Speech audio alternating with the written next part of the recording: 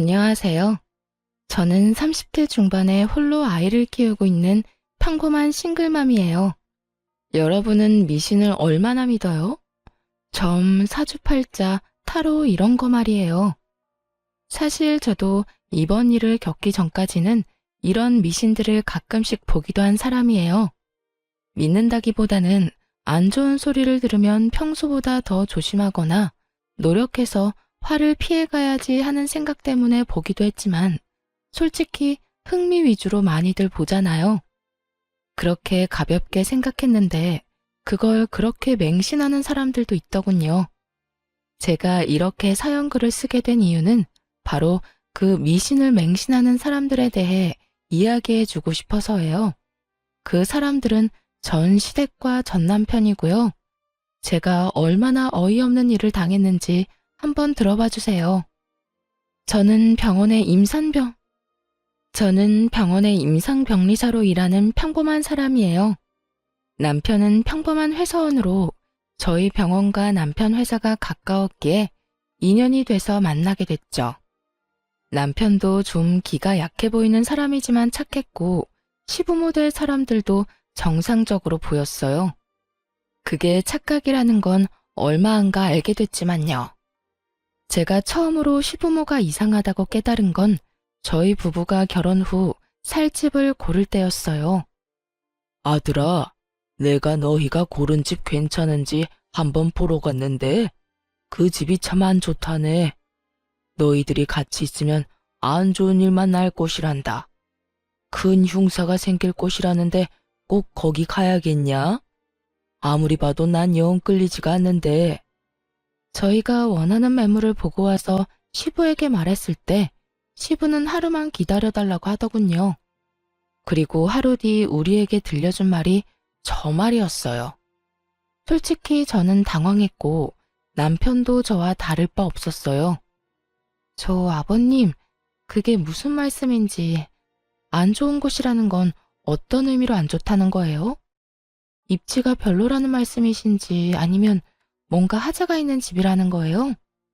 아니야, 그런 거 말고 내가 풍수지리로 용한 곳을 알고 있거든. 거기 가서 물어보니까 그 집이 아주 최악의 집이라네. 그쪽 방향으로 가면 너희한테 좋을 게 하나도 없단다. 그러니까 다른 쪽으로 알아봐라. 너희가 잘 돼야 우리 가문이 잘 되는 법인데 정 그곳에 가겠다면 우리는 집값 지원 절대로 못 해주니까 그렇게 알고. 설마 풍수지리 때문에 저희한테 지원을 못 해주겠다고 말씀하시는 거예요? 저는 그 말에 뒤통수 한 대 맞은 기분이었어요. 사실 저희 부부가 20대 후반, 28이라는 이른 나이에 결혼을 했었거든요. 사회 초년생이 된 지 얼마 되지 않아서 당연히 모아둔 돈이 많지 않으니 어쩔 수 없이 시댁과 친정의 도움을 받을 수밖에 없었어요. 그래서 집을 사려고 할 때 친정에서 1억, 시댁에서 5천을 지원해주기로 했거든요. 그리고 나머지는 저희 대출을 끼고 들어갈 계획이었죠. 수도권이 아니라 집값은 그리 비싸지 않았지만 저희가 워낙 돈이 없었으니 어쩔 수 없이 두 가족의 손을 빌린 거예요.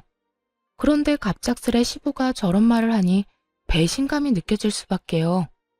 게다가 직접 가보고 결정한 것도 아니고 점을 보고 와서 저런 말을 하니 너무 어이없잖아요. 제 표정 관리가 안 되고 있을 때 시부가 그러더군요. 그게 얼마나 중요한지 너희가 아직 어려서 모르는 거야. 모름지기 사람은 좋은 기운을 품고 살아야 하는 법이지. 그래서 내가 풍수들이 잘 아는 사람 데리고 너희 신혼집에 어울릴 만한 집을 찾으러 다녀보고 왔거든. 내가 눈여겨본 곳이 있는데 한번 가보자꾸나. 너희가 고른 집은 풍수지리에도 안 맞고 누가 들어가도 나쁜 터라고 하더라고. 그러니까 길한 곳도 한번 보고 오는 게 좋지 않겠냐. 그래야 너희 생각도 바뀔 거 아니냐. 좋은 의도라는 건 잘 알겠어요. 하나뿐인 아들 내외를 좋은 집에서 누구보다 길한 곳에서 보금자리를 꾸며주고 싶은 그 마음. 정말 솔직히 이런 형태가 아니었다면 고마워서 눈물이 났겠죠. 그런데 이건 좀 아니잖아요. 게다가 시부가 보내준 주소를 보니 눈앞이 캄캄했어요. 직장과는 너무 먼 데다가 지은 지 오래된 집이었거든요. 게다가 찍어준 사진만 봐도 리모델링 비용이 얼마나 나올지 예측이 불가할 만큼 허름했어요. 솔직히 그 사진을 보고 나니 시부가 일부러 점집이나 풍수지리 이야기를 꺼낸 줄 알았어요. 비싼 집 안 보내려고 저러는 거구나 하고. 그렇지만 시부가 그것도 돈도 지원해줄 사람이 가자는데 거절할 사람이 어디 있겠어요? 결국 울며 겨자 먹기로 시부를 따라 나섰죠. 저희 부부는 이후에 다른 곳에 갈 일이 있어서 시부와는 차를 따로 타고 갔어요. 남편 차 타고 가는 길에 순간 그 근처에 살고 있는 친한 간호사가 생각났어요. 몇 년 전 결혼해서 그 동에 산다고 들었거든요. 그래서 동료에게 전화를 걸었어요. 괜찮은지 정보 좀 알아보려고요. 여보세요? 나야. 나 뭐 궁금한 게 있어서 연락했는데 잠깐 통화 돼? 응, 통화 괜찮아. 무슨 일인데 이렇게 전화로? 내일 병원 가서 물어보면 되지. 지금 당장 알아야 하는 일이라서 그렇지. 다른 게 아니고 지금 신혼집 보러 너희 집 근처로 가거든? 폰에 있는 지도로 찾아보니까 딱 너희 집 바로 근처더라고. 그 주소 보내줄 테니까 거기 집 괜찮은지 알려줄래? 아버님이 좋은 길지라고 지금 보러 가는데 네가 동네 사람이니까 잘 알 거 아니야. 외관 사진도 보내줄게. 나도 동네 일 잘 모르는데 일단 주소로 지도 한번 찾아보고. 어? 야, 여기는 좀 그냥 다른 데 찾아보는 게 어때?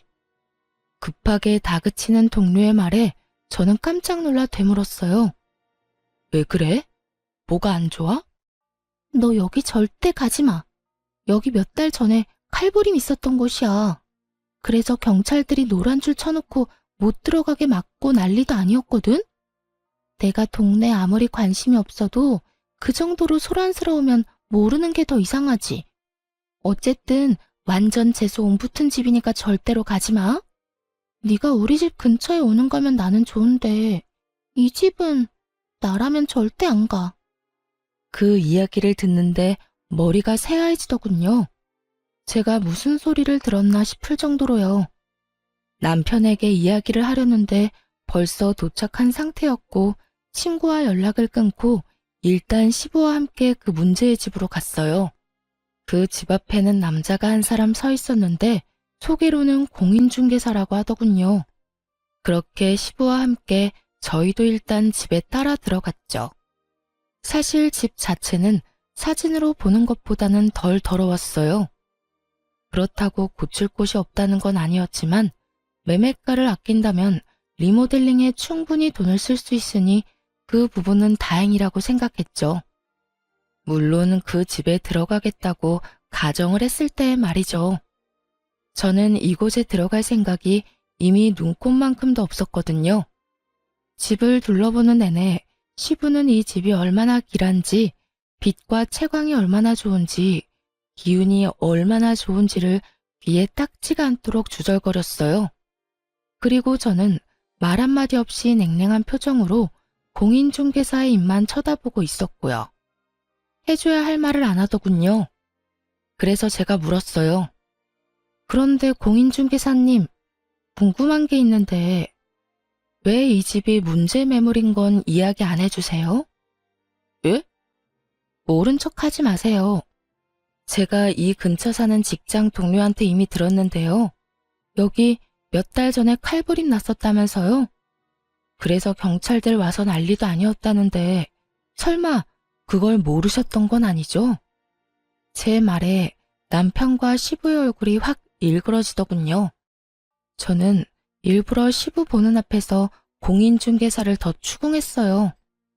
솔직히 말이 안 되잖아요. 중간에 다른 사람이 살았던 것도 아니고 그렇게 큰일이 있었는데 저희가 매매 계약하고 나서 이 사실을 알았으면 얼마나 찝찝했겠어요? 저희는 아무리 돈 없어도 이렇게 재수없는 집은 안 들어가요. 저희 아버님이 풍수질이랑 기운에 얼마나 민감한지 모르시죠? 오늘도 좋은 곳이라고 해서 왔는데 이런 식으로 사람 속이시면, 그게요. 그런 일이 있기는 했는데 시간도 좀 오래되기도 했고 무엇보다 매물이 워낙 싸지 않습니까? 이 정도 번화가에 이 가격이면 솔직히 거저나 다름없죠. 아무리 돈을 적게 줘도 문제 있는 곳이면 이야기는 해줬어야죠. 그리고 지역 신문에 날 정도면 엄청 큰일이죠. 제 직장 동료가 바로 이 근처 살거든요. 집 주소 알려주니 단번에 알던걸요. 아무리 풍수지리가 좋고 길지면 뭐예요? 딱 봐도 재수 안 붙은 집이잖아요. 아버님, 저희 이런 집에 들어가게 하실 생각이셨어요? 제가 경악스럽다는 표정으로 묻자 그제서야 시부가 당황하더군요. 언제나 미신을 그렇게 따지면서 우리에게 완전 안 좋은 일이 있었던 집에 들어가라고 강제로 들이민 거나 마찬가지잖아요. 제 물음에 시부가 손을 내저으며 변명하더군요. 그럴 리가 있겠냐? 나는 다 너희 좋은 곳에서 살았으면 해서 그런 거지. 나한테 그런 나쁜 마음 같은 건 없었어. 오해다. 진짜 오해야. 그런데 공인중개사 양반, 진짜 그런 일이 있었던 게 맞습니까? 왜 저번에는 저한테 그런 이야기를 안 해줬어요? 저번에는 오셨을 때 두 분이서만 이야기하셨잖아요.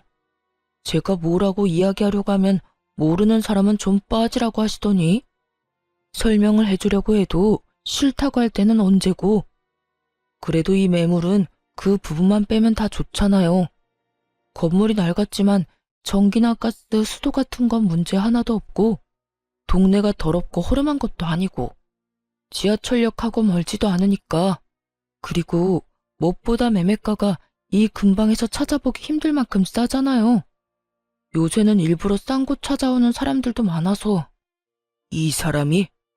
우리 아들이랑 며느리는 이제 막 결혼해서 마련하는 첫 번째 집인데 이런 집에 어떻게 들어가?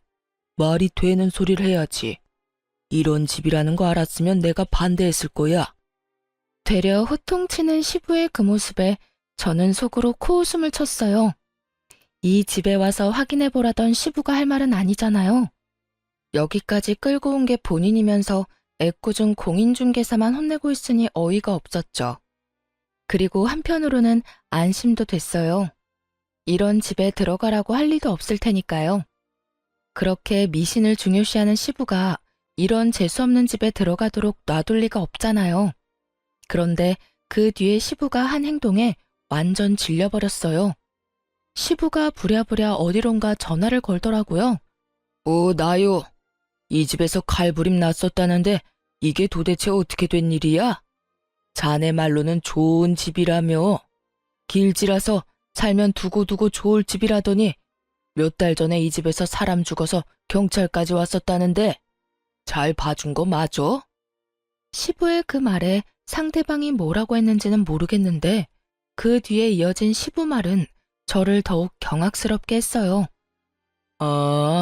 그러면 굿 한 번 하고 들어가면 된다고? 그럼 굿 한 판에 얼마 정도 하는가? 1,000만 원 정도는 받아야 한다고? 너무 비싸기는 한데 그래도 받아야 정상적으로 쓸 수 있다는 말이지? 알겠어. 필요한 준비물 같은 거 있으면 미리 말해주게. 시간도 길한 시간 골라서 알려주고. 이 집을 포기한 건 아닌지 굿을 하겠다는 말을 하더군요. 분명히는 저나 상대방이 굿을 권한 거겠죠. 그 말에 저는 열이 받았어요. 굿이라니. 저는 절대로 굿을 한 집이나 사람 죽어나간 집에서 살고 싶은 마음이 없었어요. 그런데 우리 부부의 생각은 묻지도 않고 자연스레 굿 이야기를 하는 시부에게 소리쳤어요. 아버님, 잠시만 전화 끊어보세요. 응? 중요한 이야기 하는 중인데 내가 이따가 다시 전화할 테니까 조금만 기다려봐. 전화를 끊은 시부에게 제가 말했죠. 아버님, 아무리 그래도 그거 가지고 구술하는 건 좀 아닌 것 같아요. 그냥 차라리 다른 곳을 알아보는 게 어떨까 싶은데요. 좋은 집 찾는데 들인 돈도 있으실 텐데 굳이 나쁜 집에 굿까지 해서 사는 건 아닌 것 같아서요. 제 말에 골똘히 생각하던 시부가 고개를 끄덕이더군요. 하긴 워낙에 비싼 돈이었으니 고개를 끄덕일 수밖에요. 저는 공인중개사를 보며 말했어요. 저희 시아버지께서 기운이 좋은 집을 좋아하세요. 풍수질이나 뭐 이런 것도 좀 보시고요. 근데 공인중개사들이 생각하는 그런 집은 어떤 집일까요? 그거야. 그 집에 살면서 로또에 당첨이 됐거나 원하던 걸 이뤄서 더 큰 집으로 가거나 돈을 많이 모아 더 좋은 곳으로 가는 집이 좋은 집이죠. 그런 집들은 대개가 기운이 좋다고들 하거든요.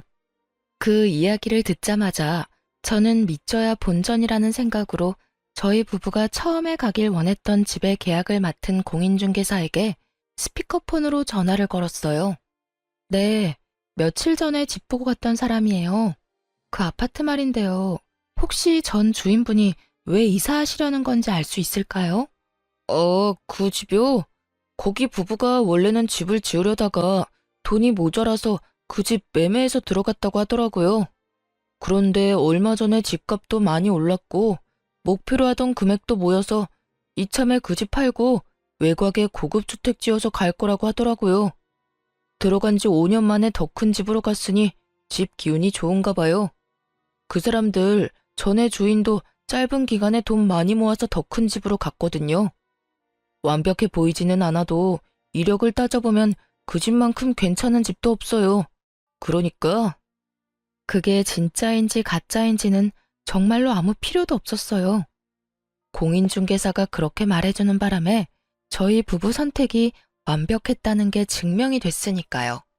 그리고 그 집이 풍수지리상 길지인지 흉지인지도 전혀 관심 없었어요. 다만 시부가 알려준 집은 누가 봐도 재수없어 보여서 들어가기 싫었던 거고요. 그 사람의 말을 듣는데 시부도 더 이상 아무 말도 못하더군요. 아버님, 그렇다는데 혹시 원래 제가 말씀드렸던 곳으로 계약해도 될까요? 굳이 큰돈 들여서 흉흉한 집을 좋은 집으로 바꾸느니 그냥 다른 사람들에 의해 검증된 집에 가는 게 좋잖아요. 그래도 너희들한테는 그 집이 흉지라는데 너희가 계속 아플 거라고 해서 내가 그랬던 거지. 너희들이 상관없으면 그냥 그 집으로 하거라. 결국 시부의 허락을 받게 된 저희는 원래 봐두었던 집에 신혼집을 꾸리게 됐어요. 그 집에 들어가고서야 그 오싹한 기분이 사라졌어요. 시부가 추천해준 집에 들어가게 될까봐 얼마나 두려웠는지 다들 모르실 거예요.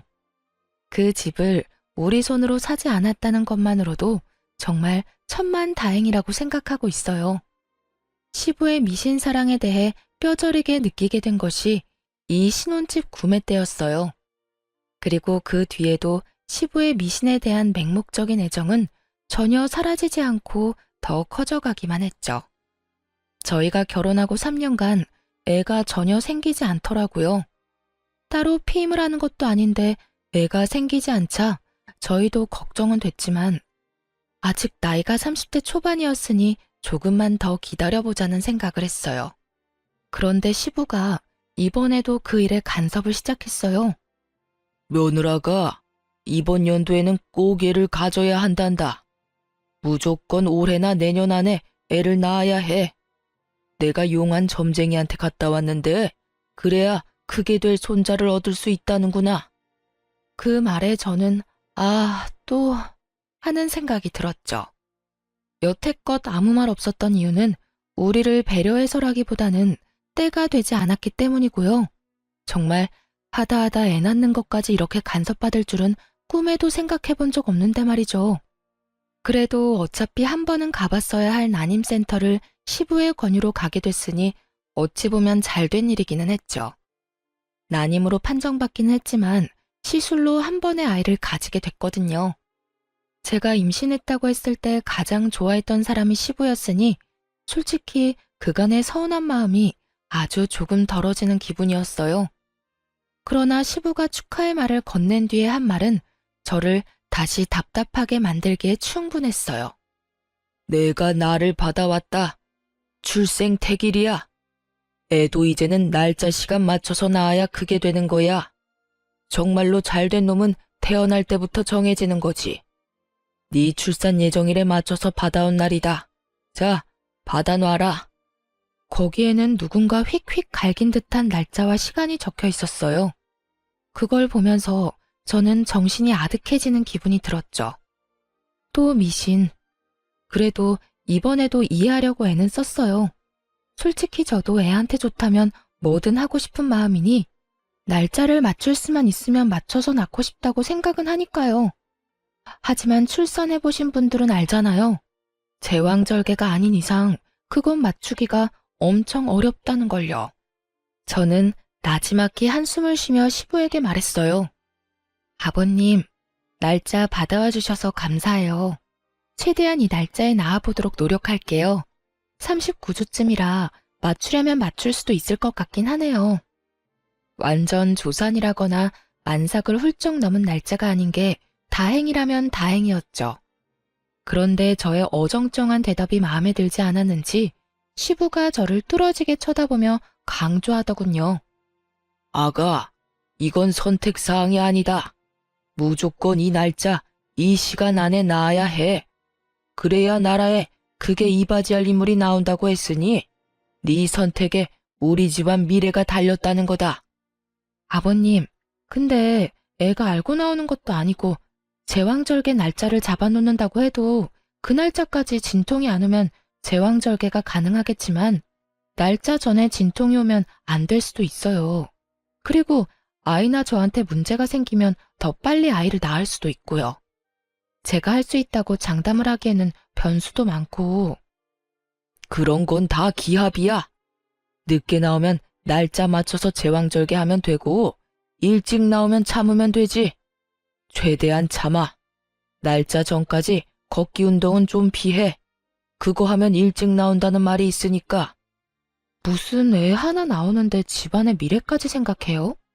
어떤 운명을 타고나든 잘 키우면 될 것을 애를 어떻게 키울지 상의하는 것도 아니고 좋은 날짜 시간만 받으면 노력하지 않아도 큰 사람으로 자랄 거라는 생각 자체가 얼마나 아니란 건지 아무도 지적하지 않더군요. 저는 더 이상 논쟁하고 싶지 않아서 알겠다고 말하고 시댁에서 나왔어요. 그 뒤로 시댁에는 일부러 발걸음을 자주 하지 않았어요. 그 대신 전화는 자주 짧게 했죠. 그래야 우리에게 얼굴 보자고 하지 않을 테니까요. 그렇게 거리를 두는 사이 점점 분만 예정일이 다가오기 시작했어요. 직장의 출산, 육아휴직을 위한 대체자를 구하지 못한 터라 38주가 될 때까지 꽉꽉 채워서 일을 했어요. 그리고 39주, 시부가 선택한 출산 태기를 하루 앞두고 결국 진통이 시작됐어요. 사실 이슬은 더 일찍 비쳤지만 통증이 없으니 병원에서는 오지 말고 진통 시작하면 오라고 했거든요. 그래서 기다렸던 건데 결국 얼마 지나지 않아 진통이 시작되더라고요. 일단 남편과 병원으로 향하는 내내 애가 잘못되지는 않을까 하는 생각만 했어요. 그리고 처음으로 아이를 낳는 두려움만 가득했죠. 그렇게 병원에 갔더니 문이 많이 열려서 지금이라도 힘을 줘야 한다고 하더군요. 게다가 애가 배 위에서 아래쪽으로 이미 내려오고 있는 상태라 힘을 줘서 빼내는 것만 남았다고 하더군요. 70% 진행된 상태라 무통도 못 맞는다고 하더군요. 출산 태기를 24시간 앞둔 시간이었어요. 저는 날짜 같은 건 생각도 안 났어요. 의사 선생님이 하는 말을 들으며 고개만 끄덕였죠. 비상 상황에 믿을 수 있는 사람은 의사뿐이니까요. 그렇게 모든 준비를 끝내고 진통으로 애를 밀어내고 있는데 남편이 자기 폰을 제 귀에 대어주더군요. 귀에 들리는 건 시부의 목소리였어요. 아가, 좀만 힘내라. 절대로 애를 일찍 낳으면 안 돼. 무조건 시간 끌어야 한다. 지금 낳으면 완전히 우리 집안 쪽박 차는 거야. 내일 낳아야 돼. 시간은 못 맞추더라도 날짜는 내일 날짜로 맞춰야 돼. 죽어있던 배의 힘이 쑥 빠지는 소리였죠. 이 상황에 참으라니. 뱃속이 지금 엉망진창이고 통증으로 정신도 오락가락하는 상황에 저런 말을 하는 시부도 참 대단한 사람이긴 했죠. 분만 직전이라 이 안쪽까지는 들어오지 못하고 시부는 밖에서 남편을 시켜 제게 계속 압박감을 불어넣었어요. 거기다 간호사와 의사까지 난처한 표정으로 남편에게 와서 말하더군요. 밖에서 보호자분께서 지금 막무가내예요. 나가서 진정 좀 시켜주세요. 지금 제왕절개가 안 될 정도로 자궁문이 많이 열린 상태라 어차피 자연분만 해야 합니다. 밖에서 할아버님이 내일까지 출산을 미뤄달라는데 그러면 아이도 산모도 위험해요. 위험하다고 말씀을 아무리 드려도 안 된다고 난리를 치시는데 저희는 생명을 위험하게 만드는 사람이 아니잖아요. 보호자분이 밖에 나가서 정리 좀 해주셔야 될 것 같은데요. 딱 들어도 의사 화가 많이 난 목소리였죠. 병원에서 일하고 있는 저도 자주 보거든요. 바빠 죽겠는데 진상 환자가 있으면 짜증이 2배가 아니라 10배로 늘어난다는 걸요. 게다가 환자도 아닌 보호자 때문에 환자까지 위험하게 생겼으니 그 위험에 따른 불안감도 한몫할 거고요. 그런데 웃긴 건 남편이 멀뚱하게 서 있던 거였어요.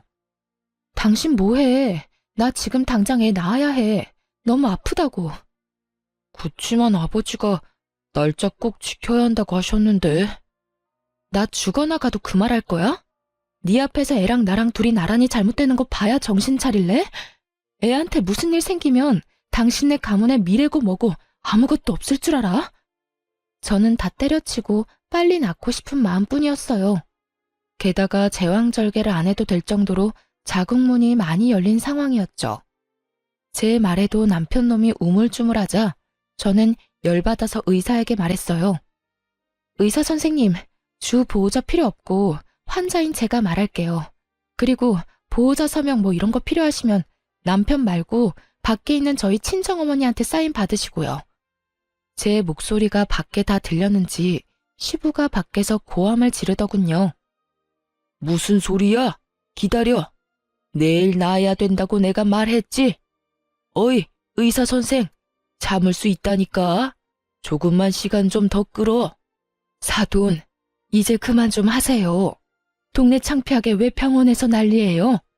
그리고 왜 출산을 맞추려다가 내 딸까지 죽일 일 있어요? 당신네한테는 손주가 소중하겠지만 우리한테는 딸이 더 소중하거든요. 어디서 태어나지도 않은 애 출산을 맞추려고 내 딸 죽이려고 해. 경고하는데 내 딸한테 문제가 생기면 나 당신들 절대로 그냥 안 둬. 친정엄마 말에 시부도 덩달아 흥분했는지 쏘아붙이더군요. 사부인이 말씀이 지나치시네요. 내가 왜 이러는지 몰라서 그래요. 내일 애가 나와야 나라에 이바지할 큰 사람이 된다고. 나와야 사람이 되든 말든 할 거 아니오. 저러다가 둘 다 잘못되기라도 하면 그쪽이 책임지실 거냐고. 여기서 병원 업무 방해하면 의사 선생이 아니라 내가 당신 경찰서에 신고해버릴 거니까 지금 당장 여기서 나가세요. 사람들 보기 창피하지도 않아요?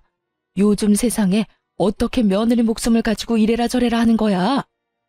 친정엄마의 따끔한 말과 주변 사람들의 더 따가운 눈총에 결국 시부는 쫓겨나듯 병원 밖으로 나갔어요. 친정엄마의 호통 소리를 들으며 저는 다시 마음의 안정을 찾았고 바로 분만을 하러 들어갔어요. 조금만 더 늦었어도 큰일 났을 거라고 의사가 말하는데 정말 속이 부글부글 끓었죠. 아이를 출산하며 감동으로 가득 차야 할 시간에 시부와 남편놈 때문에 그 감동이 엉망이 돼버렸으니 결국 화가 난 저는 출산을 마치고 남편에게 따졌어요. 당신 도대체 무슨 생각으로 아버님 편 든 거야? 설마 당신도 그 출생 날짜에 정신 팔린 거야? 나도 당황했어. 나도 두 사람 사이에서 어쩔 줄 몰랐다고. 누구를 따를지 나도 고민하고 있었거든. 그걸 어떻게 고민해? 당신 진짜 내가 죽어나가도 아버님 편들 생각이었어? 미쳤어? 설마 당신도 그 미신 믿는 거야? 그게 아무리 중요해도 목숨보다 더 중요한 거야? 그러니까 미안하다고 지금 사과하잖아. 늦었어. 이제 와서 무슨 사과야? 나 몸조리 친정에서 할 거니까 당분간 만나러 오지 마. 결국 저는 화를 내고 조련 퇴소 후 친정에 몸조리하러 갔어요. 솔직히 남편에게 화가 난 건 둘째치고 시댁 어른들 얼굴 볼 일이 더 짜증나서 일부러 친정에 간 거였거든요. 친정엄마랑 그렇게 큰 소리 내며 싸운 시부가 친정에 올 수 있을 리 없으니까요. 시부가 와 봐야 할 말은 하나밖에 더 있겠어요. 사실 애 낳은 그날 저녁 전화로 생생하게 듣긴 했죠. 넌 어떻게 그걸 못 참고 그렇게 애를 빨리 낳았어? 내가 전화해서 물어보니까 그것도 영 나쁜 건 아니라길래 다행으로 생각은 했다만 그게 될 수 있는 애를 네가 처음부터 잘못한 거야. 아버님, 제가 아무 말씀 안 드리려고 했는데 진짜 해도 너무하시네요. 제가 위험하다는 말 의사 선생님한테 들으셨죠? 그런데도 어떻게 그 상황에서 더 버티라는 말씀을 하셨어요? 제가 진짜로 잘못되기라도 했으면 어쩔 생각이셨어요? 아니 너야말로 너무 네 생각만 하는 거 아니냐? 네가 결혼해서 우리 집에 들어온 게 그냥 너 좋으라고 하는 일인 줄 알아? 자식 손주들이 잘 돼야 집안이 평안한 법이다. 그래서 내가 그렇게 하루 늦게 나으라고 했는데 그걸 못 참아서 이 난리를 피우고. 적반하장인 시부를 보니 정이 다 떨어지더군요. 그래서 시부에게 통보했어요. 그래서 지금 제가 대역 죄인이네요? 그러면 속이라도 편하시게 제가 안 보이는 게 답인 것 같네요. 앞으로는 시댁 일에 절대 참견 안 할 테니 걱정 마세요. 그리고 아버님, 손주 어차피 마음에 안 드시죠? 잘 됐네요. 앞으로 저랑 제 아들은 시댁 일에 더 이상 관여 안 할게요. 무슨 일 있으면 남편 통해서 해결하세요. 그렇게 말하고 전화를 탁 끊어버렸어요. 그리고 남편에게도 똑똑히 전했죠. 앞으로 시댁 일은 너 혼자서 알아서 하라고 말이죠. 며느리며 손자며 마음에 안 든다고 전할리인데 뭐하러 내가 사서 고생해야 하느냐고요. 남편 놈은 저한테 미안하긴 했었는지 시댁과의 연락을 본인이 하려고 노력은 하더군요. 그런데 시부가 웃긴 게 저도 손주도 탐탁치 않다면서 매번 전화해서 애 보러 오고 싶다고 남편을 들들 볶더군요. 몇 번이나 마주칠 뻔한 걸 제가 다른 약속 만들어서 피해버렸어요. 한 5번째쯤 그렇게 피하니 더 이상 연락 안 하더군요. 제가 왜 그 사람한테 애를 보여줘야 하나요? 아무리 조손관계라도 원하던 시간에 안 태어나서 망했다고 생각하는 사람한테 제 자식 만나게 할 엄마가 어디 있나요? 그렇게 시부와의 만남을 필사적으로 피하며 저는 육아와 일을 병행하게 됐어요. 그리고 육아휴직 종료에 맞춰 아들을 어린이집에 보내게 됐어요. 이제 막 돌을 넘긴 아이를 어린이집에 보낸 부모들은 알 거예요. 어린이집은 애를 봐주는 좋은 곳임과 동시에 들어가면서 병원균에 노출되는 아주 무서운 곳이라는 걸. 저희 애만 그렇지는 않고 모든 애들이 그랬죠. 한 아이가 감기 걸려오면 그 반 애들은 다 줄줄이 걸리고 바이러스성 질병이라도 걸리면 또 다른 친구들도 다 걸리고 저희 아들은 또래보다 좀 더 많이 걸리는 편이었어요.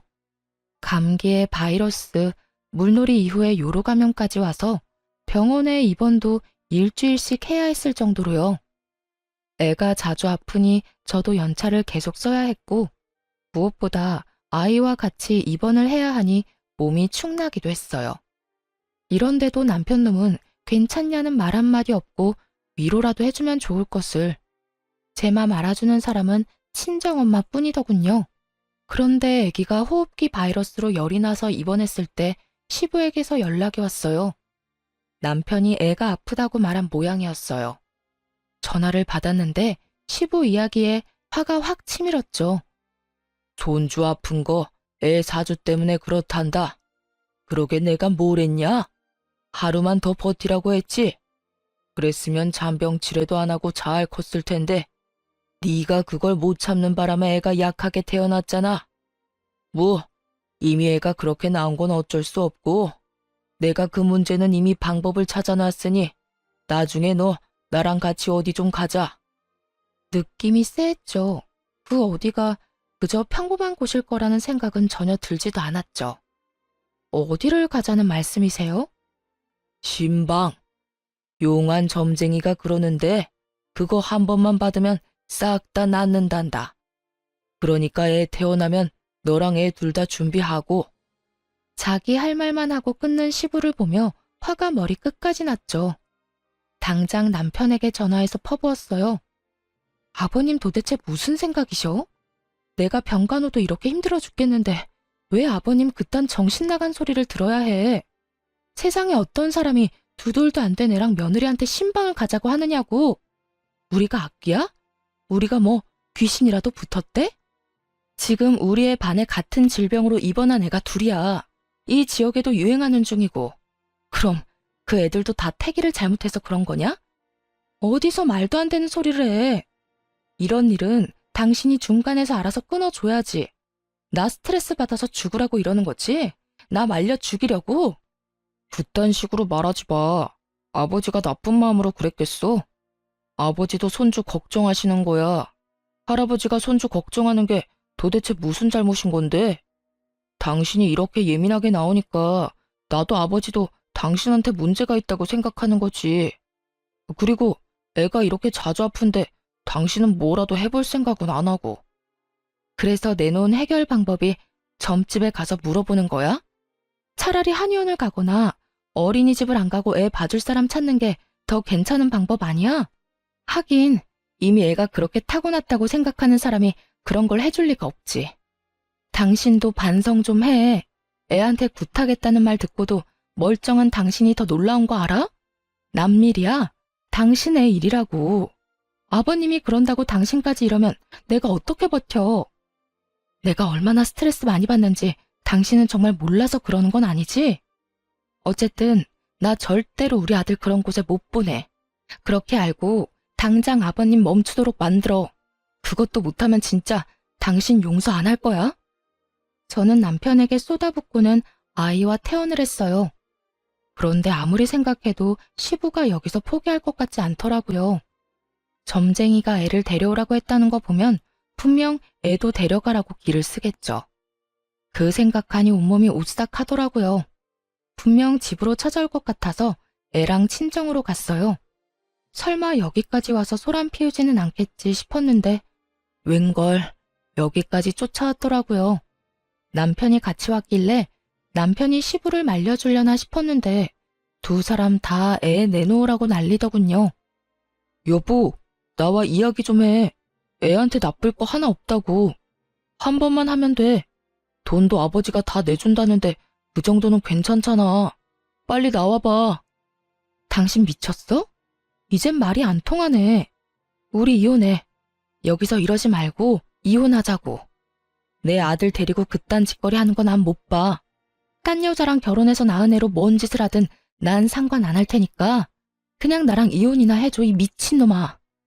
그때 저희 어머니가 부엌에서 부시럭거리더니 뭔가를 가득 담은 종이박스를 들고 현관 앞으로 가더군요. 중문 앞에 그걸 놔두고는 그 상자 안에 있는 걸 들어 올리더군요. 그리고는 현관문을 열고는 들고 있던 걸 냅다 확 뿌렸어요. 이게 뭐야? 아우짜!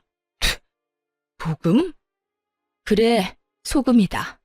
나이도 지긋하신 양반이 어디 사돈 집에 와서 행패야? 상갓집 갔다 와서도 안 뿌리는 소금까지 뿌리게 만들 정도로 완전 재앙 같은 인간이 당신이야. 감히 내 딸이랑 내 외손주한테 굿을 해? 이 정신 나간 노친네가? 늙으려면 곱게 늙어. 나이는 뒷구녕으로 처먹었냐? 지금 당장 우리 집 앞에서 안 떠나면 소금보다 경찰에 신고해서 잡아가도록 만들 거요. 어디서 사기꾼 같은 놈한테 속아가지고 여기 와서 지랄 연병을 떨어? 시부와 남편이 뭐라고 말하려고 할 때마다 친정엄마는 상자 안에 가득한 각양각색의 소금을 시부와 남편에게 탈탈 뿌려댔어요.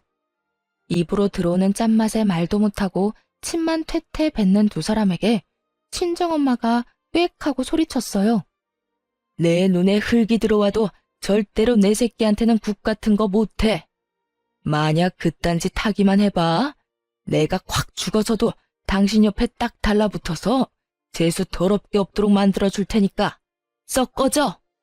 결국 시부와 남편 놈은 엄마에게 쫓겨났죠. 그렇잖아도 큰 소리에 옆집에서 경비 아저씨한테 연락을 넣었더라고요. 그 덕분에 무사히 두 사람을 쫓아낼 수 있었죠. 이 일 이후에 저는 남편과 시부에게 완전 실망하고 이혼 절차를 밟았어요. 당연히 이혼 사유가 사유인 만큼 소송은 제게 유리하게 진행됐죠. 위자료의 재산 분할, 아이 친권과 양육권까지 가져왔거든요. 그렇게 남편과의 사이는 법적으로도 사적으로도 완전히 끝났죠. 저는 혼자서 애 키우며 사는 게 두려워 이혼 후 아이가 초등학교 들어가기 전까지 친정에서 친정 부모님과 같이 살았어요. 그런데 이혼하고 몇 달 안 지나서 전 남편이 저를 찾아왔더군요. 정말 만나고 싶지 않았는데 문 앞에서 제발 한 번만 이야기만 들어달라고 해서 전 남편과 이야기를 했어요. 그런데 정말 웃긴 게 뭔지 아세요? 전 남편 놈이 제 눈치를 슬슬 보더니 돈을 좀 빌려달라고 하더군요. 여보, 나 요즘 많이 힘들어. 당신이랑 이혼하면서 낸 위자료도 버거운데 직장도 폐업해서 일자리도 잃었거든. 나 지금 완전 빈털털이야. 지금 전처한테 돈 빌리러 왔어? 당신 도대체 여태껏 뭐하고 살았어? 직장 폐업했으면 다른 직장 빨리 알아봤어야지. 지금 일자리 하나 못 구해서 나한테 돈 빌리러 온 거야? 힘들어서 그렇지 세상에 넘치는 게 일자리야. 돈 벌려면 뭔 짓인들 못해? 아직 덜 힘드네. 덜 힘든 거야. 그런 거 아니야. 나도 노력은 했지. 아버지도 나한테 계속 안 좋은 일이 생기니까 점쟁이들 찾아서 알아봤지. 점쟁이들 말로는 굿 한판 하면 직장도 다시 생기고 애도 찾을 수 있고 여자도 생긴다고 해서 내 인생 좀 펴게 하려고 3천만 원짜리 굿까지 했는데도 안 됐어. 너 지금 그게 노력이라는 거야? 굿하는 게 노력? 야, 이 미친놈아. 차라리 배달이나 노가다를 해. 그래야 돈이라도 생기지. 하긴 당신 생각이야 눈에 훤하지. 아무리 봐도 그런 일은 당신급이랑 안 맞는 것 같아? 이 화상아, 돈 버는데 귀천이 어딨어?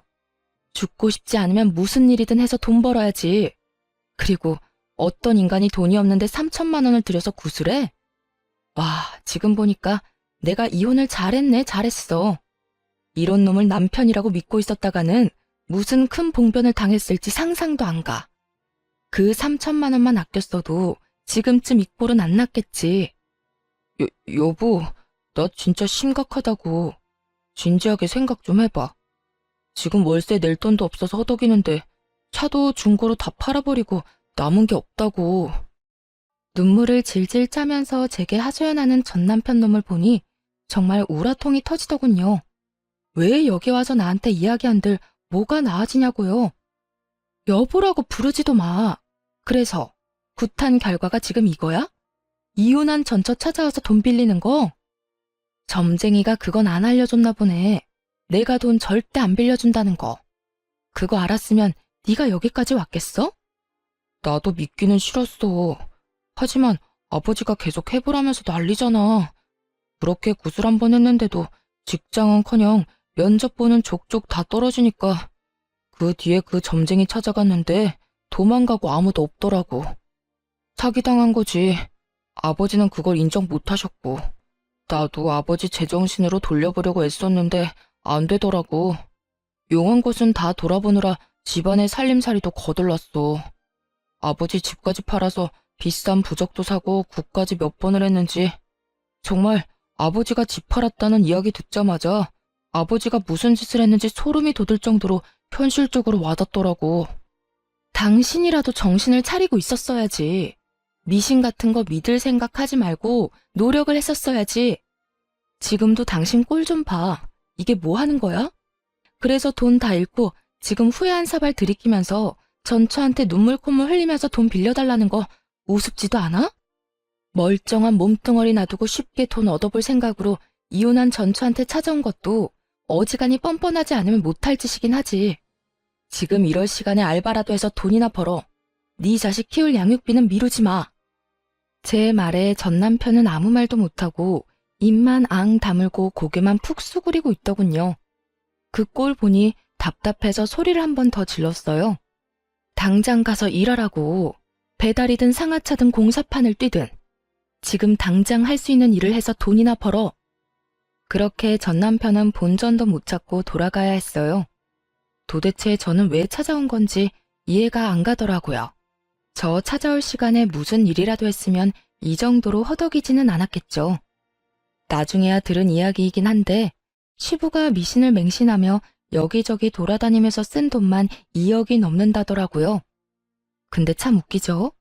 그 돈을 써서 행복과 행운을 찾으려고 할수록 그 사람에게서 행복과 행운은 점점 더 멀어져 간다는 거요.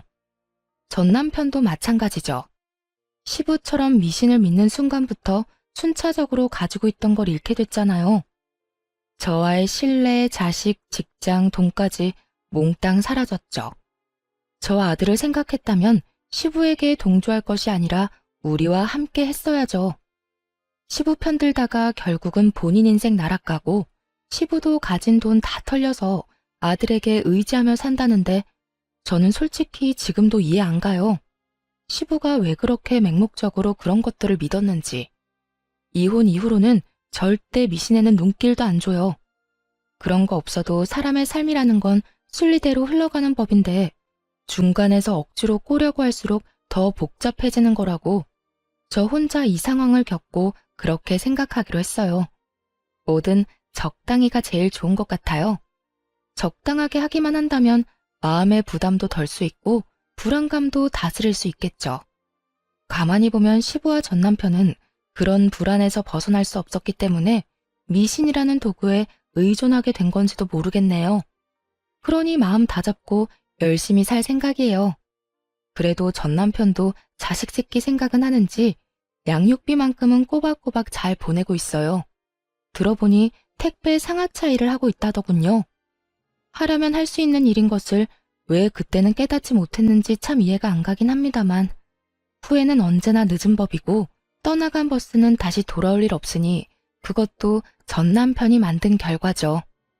여러분, 뭐든 적당히가 중요한 것 아시겠죠?